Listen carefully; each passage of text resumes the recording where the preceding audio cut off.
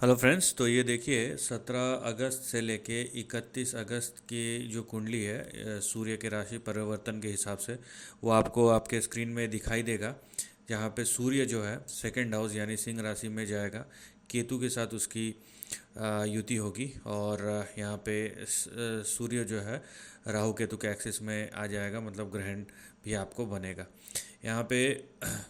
Mercury देखिए जो शुक्र बुध है यहाँ पे वो लास्ट में, मतलब मैक्सिमम टाइम तो 1 अगस्त में ये आपके लग्न में ही रहेगा कर्क राशि के, लेकिन आखिरी के 2 दिन ये सेकंड हाउस में चले जाएगा। और शुक्र जो है यहाँ पे वो आप देखिए कि 21 तारीख तक, मतलब 17 से 21 ये 12th हाउस में रहेगा और उसके बाद आपके फर्स्ट हाउस में आ जाएगा। ठीक है। तो अभी जो यहाँ पे सबसे ज़रूरी चीज़ है कि जब आपका, पहले तो हम पहले 4 दिन की बात कर लेते हैं। और ये जो कुंडली है ये 17 तारीख की है, जहाँ पे चंद्रमा जो होगा वो आपके 11वें घर में रहेगा, लेकिन यहाँ पे शनि की नीच दृष्टि में भी है। ठीक है। तो शनि की जो दृष्टियाँ होती है वो कामों को रोकने वाली होती है। तो जब तक अगर आपकी चंद्रमा की दशा और अच्छी दशा है तो यहाँ से कम 2 दिन और जोड़ लीजिए, जब तक ये 11वें घर से निकल ना जाए, आप अगर रिजल्ट एक्सपेक्ट कर रहे हैं। दूसरा ये है कि आपको किस चीज़ से रिजल्ट मिल सकते हैं। अगर आपको जुपिटर, वीनस और राहु, गुरु शुक्र और राहु की यहाँ पे दशाएं चल रही है साथ में, तो आपको अगस्त जो 17 से 21 तारीख है उसके बीच में आपको रिज़ल्ट मिल सकते हैं। क्योंकि मैंने पहले ही बोला है कि गुरु और शुक्र जो है ये यहाँ पे देखिए, गुरु शुक्र जो है गुरु के साथ है, राहु की उस पर दृष्टि है। शुक्र जो है एक तो चतुर्थ भाव का स्वामी है जो कि 12वें घर में बैठा है। दूसरा जो है गुरु जो कि नवम भाव का स्वामी 12वें घर में बैठा है। तो एक बहुत प्रबल योग बना रहा है ट्रैवलिंग का, और उस पर राहु की दृष्टि है। तो ये तीनों की अगर दशाएं हैं या जितनी मैक्सिमम दशाएं हो आपकी, ये तीनों में से ये आपके चांसेस फिर बनाते हैं। ऐसा नहीं कि कोई एक दशा है दूसरा सपोर्टिव नहीं है, वैसा नहीं होना चाहिए। ठीक है, तीनों की दशा होनी चाहिए।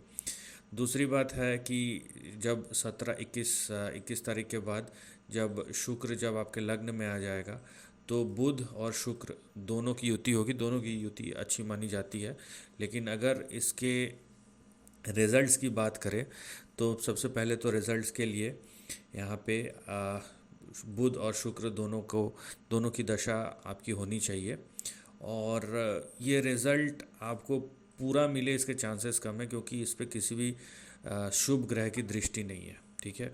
अगर मान लीजिए ये दोनों की युति है और यहाँ पे शुभ ग्रह की दृष्टि आ जाती है तो ये एक बहुत रिज़ल्ट तो इसका फिर मिलेगा, और बहुत अच्छा रिज़ल्ट मिलेगा, चाहे वो वैभव हो, कुटुंब हो, या मान लीजिए पैसों से रिलेटेड हो, या किसी का जीवन में आना इस तरीके का। लेकिन यहाँ पे किसी भी तरीके से दृष्टि नहीं आ रही है। लेकिन अगर आपका बुध और शुक्र ये दोनों ही मजबूत है और दोनों की ही अगर दशा चल रही है तो यहाँ पे उसके रिज़ल्ट मिल सकते हैं।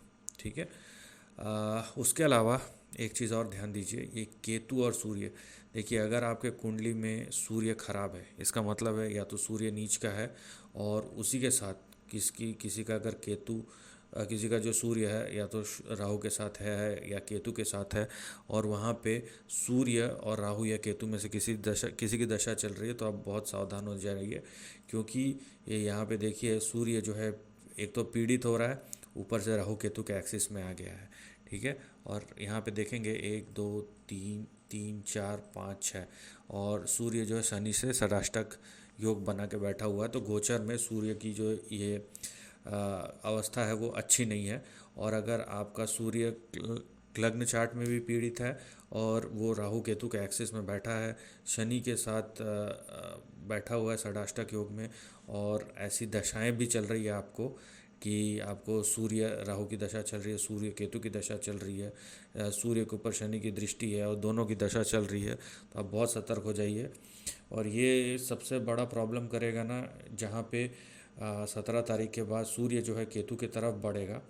लेकिन जब डिग्री क्लोज होगा और उस समय 17 से यहाँ पे समझ लीजिए, क्योंकि ये पूरे 15 दिन है, तो यहाँ पे ये 15 दिन ये रहने ही वाला है 31 तारीख तक।